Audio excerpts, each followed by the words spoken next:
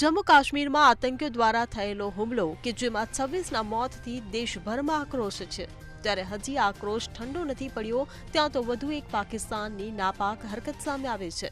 જુઓ આ સમગ્ર અહેવાલ. પહલગામ આતંકી હુમલાને કારણે ભારત સહિત સમગ્ર વિશ્વમાં રોષ વ્યક્ત કરવામાં આવી રહ્યો છે. ત્યારે LOC પર પાકિસ્તાની સૈન્ય દ્વારા રાતભર ગોળીબાર કરાયાનો મામલો સામે આવ્યો છે, જેની સામે ભારતીય સૈન્યએ પણ જડબાતોડ જવાબ આપ્યો હોવાની જાણકારી મળી રહી છે. આ ફાયરિંગ LOC પર પાકિસ્તાની સૈન્ય તરફથી અનેક ભારતીય ચોકીઓને નિશાન બનાવીને કરવામાં આવ્યું હતું. જો કે આ હુમલામાં ભારતને કોઈ નુકસાન થયાની માહિતી સામે નથી આવી. એક અધિકારીએ આ મામલે જણાવ્યું કે પાકિસ્તાની સૈન્યને નાના હથિયારો વડે સરહદે હુમલા કર્યા હતા.